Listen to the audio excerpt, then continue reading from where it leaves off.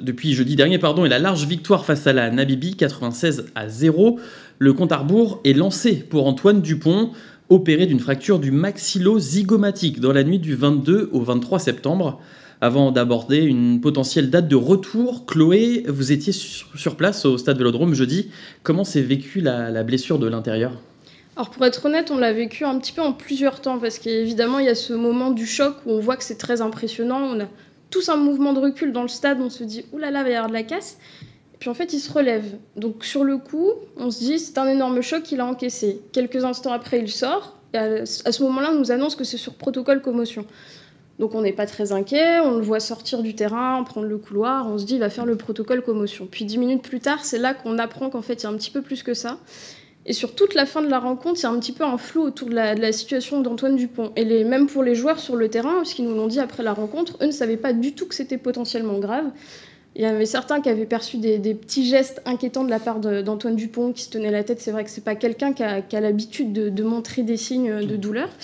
Et puis après, il y a eu cette attente après le match d'avoir les premiers mots de Fabien Galtier, des premiers mots des joueurs aussi pour nous donner des nouvelles d'Antoine Dupont. Et donc dès le soir, on apprend qu'il y a suspicion de fissure ou de fracture et que ça peut être très très grave. Donc c'est vrai qu'on a senti tout de suite le moral basculer très vite un peu dans les chaussettes. Il y avait eu cette immense victoire, ce record de points. Et finalement, ça n'a presque intéressé personne après la blessure de Dupont. Donc là, d'ici le 15 octobre, c'est la date probable du quart de finale des Bleus. Il y aura 24 jours qui se seront écoulés depuis l'opération. Clément, est-ce que ça va le faire pour Antoine Dupont ? C'est la tendance. C'est la tendance dernièrement. Il y a des délais de reprise, la consolidation, le repos, la consolidation de l'os maxillo-zygomatique. Bravo pour l'avoir dit correctement d'ailleurs, Julien. Et c'est la tendance. J'ai l'impression qu'il y a une opération commando qui est un peu engagée. On part aussi du port d'un masque de protection qui doit être non rigide pour ne pas mettre en péril la santé des joueurs, que ce soit Dupont ou les adversaires ou les coéquipiers. Donc c'est la tendance, espérons. J'ai l'impression qu'ils sont assez dans une croyance où ils vont pouvoir compter sur Antoine Dupont, peut-être ne serait-ce même que pour une demi-heure en fin de rencontre, on verra, mais espérons.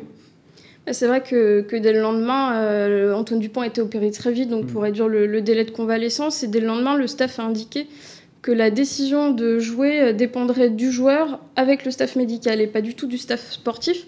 Ce qui peut laisser penser qu'Antoine Dupont va peut-être tenter le risque à partir du moment où il a le feu vert des médecins. Pour lui, c'est le rendez-vous d'une vie. Il est capitaine des Bleus sur un mondial où ils peuvent aller chercher le titre. On voit mal comment il pourrait dire non les gars, j'y vais pas, je vous laisse aller au combat sans moi.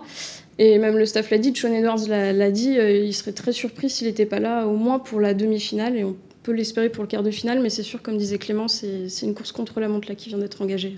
Et le staff va avoir une autre décision, c'est de choisir un remplaçant à Antoine Dupont pour affronter l'Italie le vendredi 6 octobre prochain. Maxime Lecu ou Baptiste Couillou ? Tu prends la main, je prends la main. Vas-y. Le truc de l'absence d'Antoine Dupont, c'est pas la présence ou l'identité du remplaçant, mais c'est l'absence de Dupont qui pèse sur les défenses, qui est un extraterrestre, un peu comme en équipe de France si on perdait de football, si on perdait Mbappé. Colomboigny, Marcus Thuram, il n'y a pas à chipoter, ce sont des super joueurs. Là, c'est un peu la même chose. Maxime Lucu est un gestionnaire très sobre, avec un gros jeu au pied efficace. C'est un aboyeur aussi. C'est un joueur qui connaît aussi Mathieu Jalibert, c'est son compère de club à l'UBB, à l'Union Bordeaux-Bègles. Voilà, moi, c'est peut-être ma petite préférence. C'est dans la continuité des choix du staff depuis 4 ans. C'est le numéro 2. Chloé, tu t'en reparleras peut-être aussi.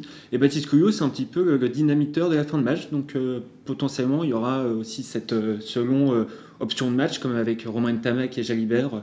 Couillou qui rentrera dans le sillage de ce qu'aura fait Maxime Lucu. Ma petite préférence vers Lucu, on verra qui sera choisi. Mais le choix n'est pas arrêté a priori. Non, le choix n'est pas arrêté. Il va grandement dépendre en fait de ce que fait l'Italie aussi cette semaine et de l'analyse que va en retirer le staff. C'est vrai que Maxime Lucu, il est là depuis un moment maintenant en équipe de France, mais il a toujours été là. Quasiment dans un rôle de numéro 2. Le poste de demi de mêlée, c'est presque le seul poste où on n'a pas envisagé de numéro 1 bis, mais vraiment un numéro 1 et un numéro 2.